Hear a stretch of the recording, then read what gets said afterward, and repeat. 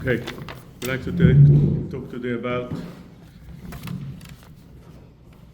the explanation of the Gemara in Yuma Daf Tet, Amud Bet. The Gemara over there says the difference between Mikdash Rishon and Mikdash Sheni, very famous Gemara. Mikdash Rishon, says the Gemara, Ma'acharav.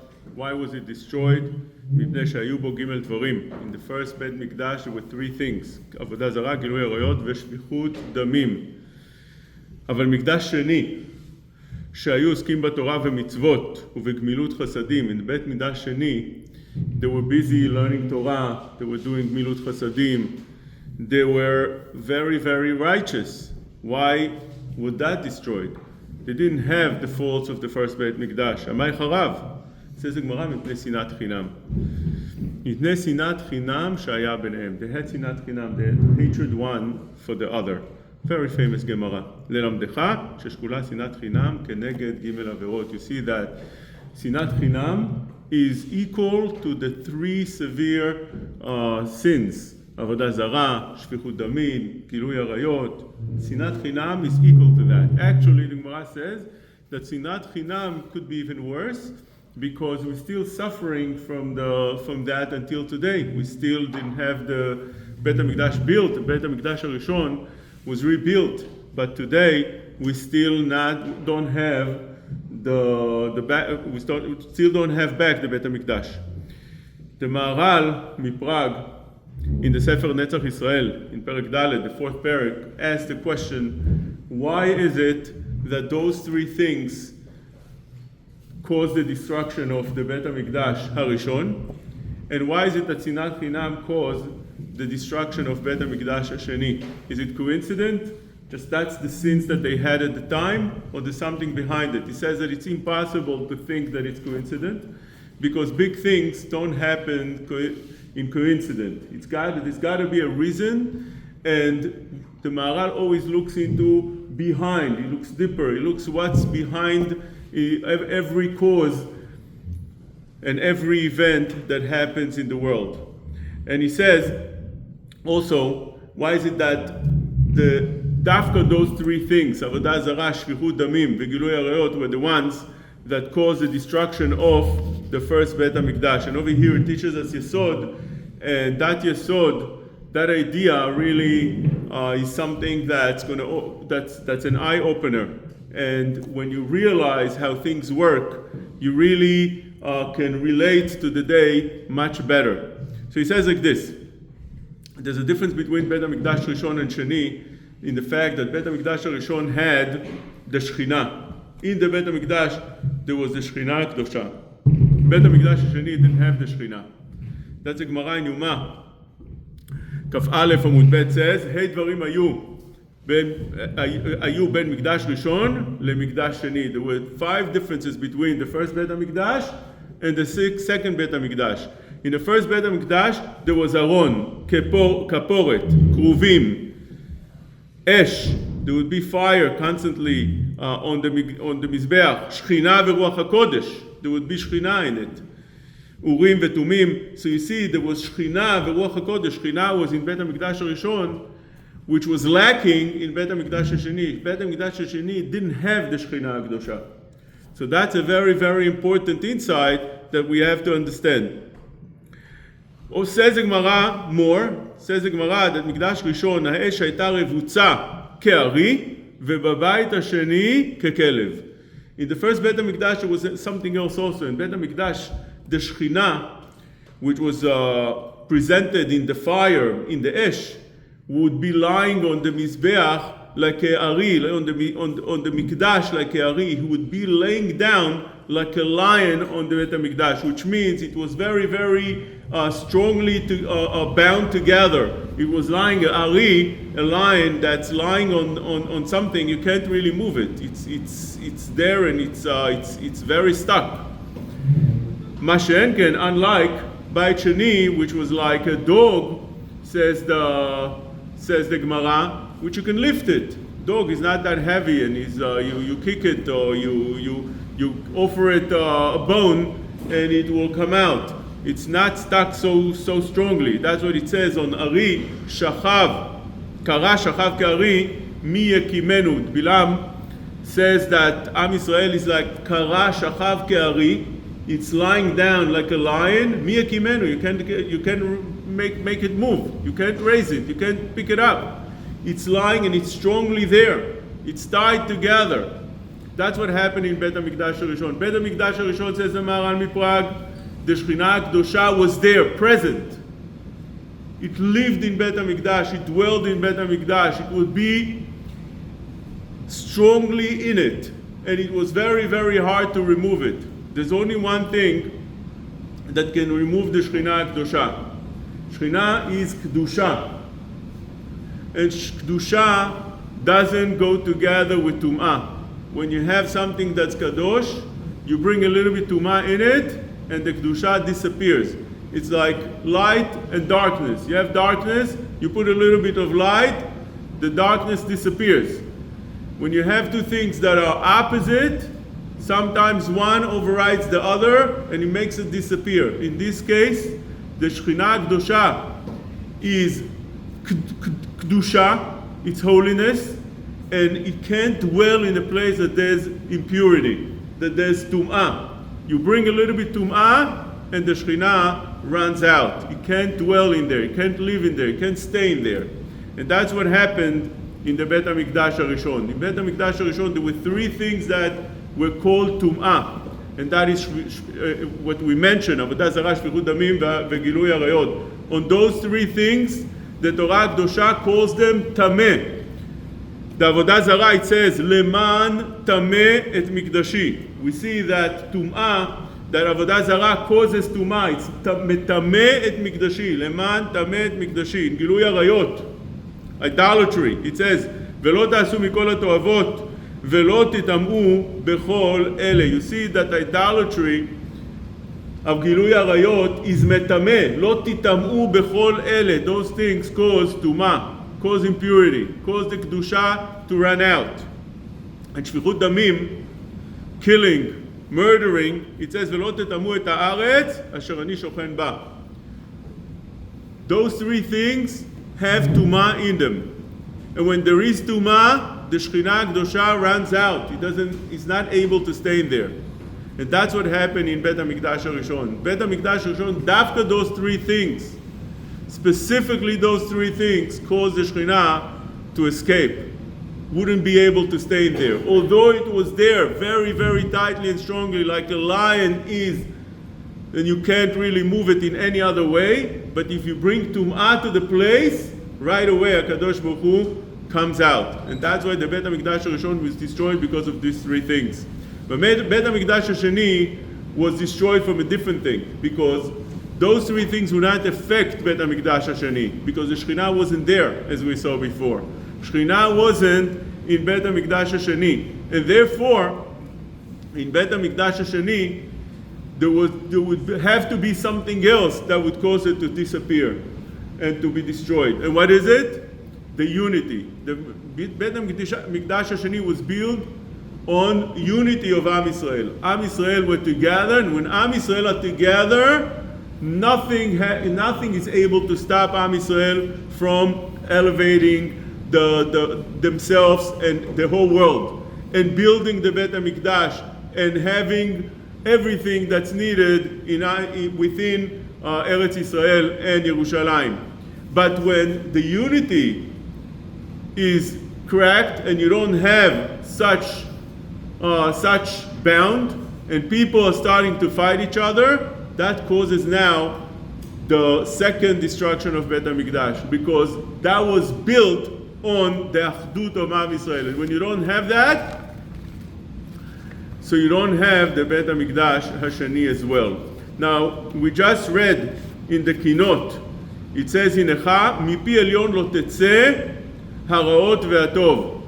Mipi elyon, from HaKadosh Baruch Hu, nothing good or bad comes. What does that mean? What does that mean? Everything comes from HaKadosh Baruch Hu. Good, bad, everything comes from HaKadosh Baruch Hu. What does it mean that none of the good or the bad come from Hashem Yitbarach? Mipi elyon lo tetzeh haraot ve'atov. Over here, we found many explanations in the Mefarshim, in Baalei HaMusar, in Baalei HaHashkafa, that explain that how HaKadosh Baruch Hu created the world. We live in a physical world, and we know what's going on in our world. For example, you know that if you put your hands in a fire, you'll be burnt. You put your hands in the oven while it's on, it will be, your fingers, your hand will be burnt. And if you take certain medication when you're not feeling good, you get healthy, and so on and so forth. There's cause and effect. You do something, there's effect to that.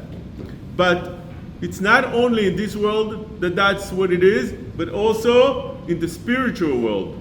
If anybody would realize that just as you would have in this world cause and effect, you'll have in the spiritual world that HaKadosh Baruch Hu created, exactly the same way, you look at on Torah mitzvot very, very differently. Which means,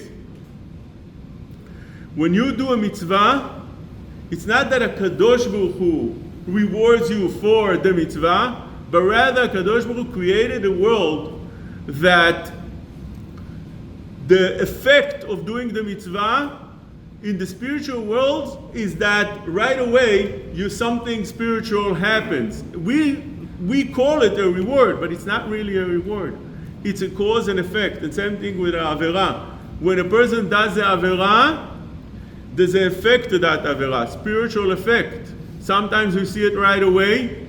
Sometimes we see it after a while. Sometimes we don't see it in this world, but we'll realize that it was when we go to the next world. For example, Rav Chaim Vital explains that our whole body has not only physical limbs, but also spiritual. And therefore, when a person does a mitzvah with one of his limbs, one of his body parts, that body part, not only that it is doing a mitzvah, but it's also fixing, it's also lighting up that spiritual body part that he has in the neshama.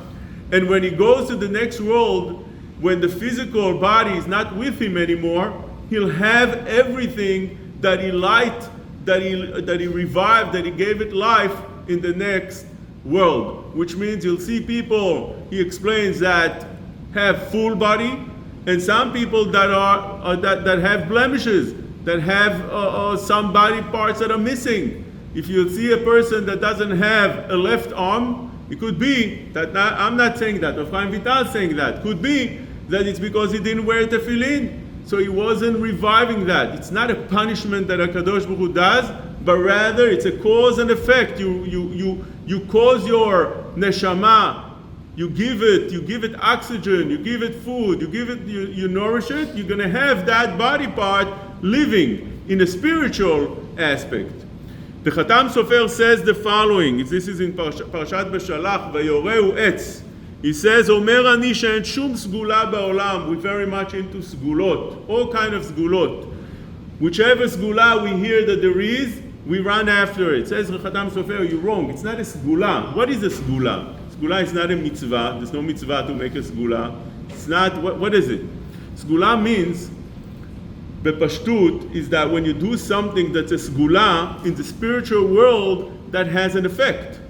So Chachamim told us that when you do certain things, you should know, you don't see it with your eyes, but there is such an effect in the next world. Says the Khatam Sofer, you don't have to call it sgula. We call it the way we explained before. You do something, and if you're able to see, if we had spiritual eyeglasses, we were able to see that causes something. He says like this, I'm reading. אומר אני שאין שום סגולה בעולם, אלא חיסרון ידיעתנו בטבעיים. We are missing, we have lack of knowledge about the nature. It is in nature, it's just a spiritual nature. It's not the nature that we are used to. It's a spiritual nature. ואילו יגלה הקדוש ברוך הוא לנו סתרי הטבע, if הקדוש ברוך הוא opens our eyes and he reveals that to us, נדע איך בטבע נכון ומיושר. For example, he gives, just like you have magnet that connects to metal, you have a compass that always goes and shows you the north. Why is that? Because there's magnetic force in the north, in the world, and that metal always goes to the north. So therefore, if Hashem would back then, they didn't know all that. They just saw that a magnet runs one to the other. What is that? If Hashem reveals to us the reason, we'll see and we'll understand. Today we understand that. So he says, just like that, back then they didn't understand, but Hashem opens their eyes, and today we can scientifically know how this works. אילו נדע סתרי מעשה בראשית ומרכבה, נדע בטבע איך אוכל חלב יכרת. If Hashem would open our spiritual eyes, we would know how it works that when a person does avera, like for instance, eats chelev, the forbidden fats, he gets karet lo alenu, he gets cuts off, his neshama gets cuts off. We just believe it because the Torah says it. But if Hashem would open our eyes, we would also see it immediately. It's not a punishment. It's not something that Hashem waits for us. And if we don't fix ourselves and we do the avera, eventually it's going to punish us. It's not a punishment, says the Khatam Sofer. It's a cause and effect. You do that immediately, there's something that happens. איך עבודה זרה עוצר הגשמים, איך ההולך בחוקיו מתברך, and so on and so forth. Everything is beteva, everything is in nature. Just it's a spiritual nature that we don't see it with our physical eyes. Rabbi Yerucham Levovich says in that Torah, כי שכר ועונש על מצוות ועבירות אינם כעניין צדדי. שכר ועונש, punishment and reward, is not as simple as we explain it, that it's a separate things from the mitzvah and the avera. Like you do a mitzvah, there's something else that you get rewarded for it. Like for example, your kid does a good thing, you give him a candy. The good things that he did is separate from the candy. There's two separate things. You give him the candy. Says the Rabbi Yerucham, no. It's not that way, but rather sachar ve'onesh mitziyuyotem. It is reality. The reward and punishment, it's a reality. It's not actually a reward and punishment, but rather it is a cause and effect, as we explained right now. מציאות בעצמם של מצוות ועבירות בציור כטבע של לחם שמבריא את האדם האוכלו. Just like you eat, you feel satisfied, it gives you energy. Same thing, when you do a mitzvah, it gives you energy. You just don't see it. It's a spiritual energy, but you don't see it with your physical eyes. But if you would be able to see it, and we will be able to see it in the next world, you'll see how this works immediately. It's not like something that's separate from the mitzvah or the avirah that a person does. Rav Eliyahu Lopian in Lev Eliyahu says the same idea. He says again, יסוד מוסד בעונשי החטא ובמידה טובה כי מפי העליון לא תצא הרעה והטוב. He mentions this pasuk that we just read in Echa, that it's Hashem, it's not from Hashem. Hashem created the world, he explained, and once he created the world that it is that way, it's Hashem, so to speak, removed himself. Now it works automatically. Now you do something, and that's what happens. It doesn't come from Hashem. It's not that Hashem does it, but rather you do everything. We do everything. We do something good, there's a reward for it, there's immediate reward for it. The reward is not the correct word over here, but rather a cause and effect. That's what he explains. Rav Aaron Kotler says the same thing. These are the punishment for the sin is not a different thing from the act that you made. It's the effect from that things that you made. It's exactly the same thing. So this is a very, very important yesod, which means when the mefarshim deal with that, the Baalei Musar deal with that, when we do mitzvot and averot and we get reward and punishment, is this something that's a sachar, as we're explaining right now, it's a reward, or no, it's something sguli, it's bateva, it's in the nature. And everybody that we mentioned over here says those things exactly that. Rav Chaim Kanievsky says in Ruchot Yosher, העבירות שהקדוש ברוך הוא הזהיר עליהם ברא בטבען שהם כמו סם המוות לגוף ולנפש. Any עבירה that you make, it's like a poison to the nefesh, to your spirituality, to the neshama, to the nefesh. Now, once we explain that, we can really come back to what we started and explain that in Bet HaMikdash HaRishon, the poison was the tum'ah. Once Am Yisrael were busy doing things that were metameh the land, those things of, as we explained, Gilui Arayot, Shfichut Damim, and Avodah Zarah, that all three of them have to do with tum'ah, with impurity, that caused the Shekhinah to leave right away. But it wasn't a punishment. It was a cause and effect. They did something that caused Tum'ah. Tum'ah doesn't live with Kedusha. Bet HaMikdash had to be destroyed. Second Bet HaMikdash, where HaKadosh Baruch Hu wasn't there anymore. It was a building with a lot of good things, a lot of spiritual things, but not the Shekhinah Kedusha at its entirely.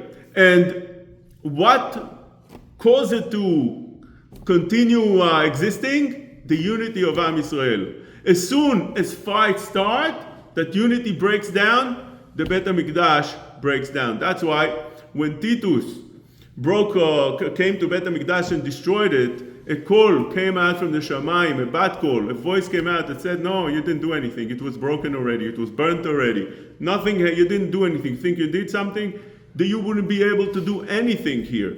This was destroyed already. It's just stones and wood that you are breaking. There's nothing there because Bet HaMikdash is not stone and wood. Now when we understand that, we really can take something home and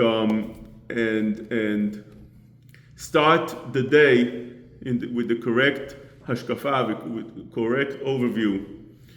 And that is that everything that we do is affecting right away how things happen. And unfortunately, in today's generation, the Bet HaMikdash was not built yet. And we still don't have the korbanot in Bet HaMikdash. And we still have, unfortunately, fighting at a very, very high level in Eretz Yisrael and around the world, but especially in Eretz Yisrael. Jews are not united. If we want to see how the dangers that are constantly happening in the world to the Jewish community, in every place in the world, in America, we grew up in America a few short years ago, 3-4 years ago. It was so different, so different. Nobody would ever say anything to a Jew. You wouldn't hear any anti-Semitism, anti-Semitic attacks. You wouldn't hear any of. Today, it's like it became already so common. You live with it. You get used to it. What happened? What changed? And Chazal tell us, it's sinat chinam. And do we have sinat chinam? We have it on a very, very high level, unfortunately. And that is something that we need to realize, that it's not that HaKadosh Baruch Hu is waiting on the side and waiting for, like a father that waits for his child to be rewarded or to be punished. It's in our hands. We do those things. We have the power to change for good and for bad. And Be'ezrat Hashem, I hope that in this Tisha B'Av we'll be able to get this message across and to be zocheh to Nechamat Zion b'mera b'yameinu.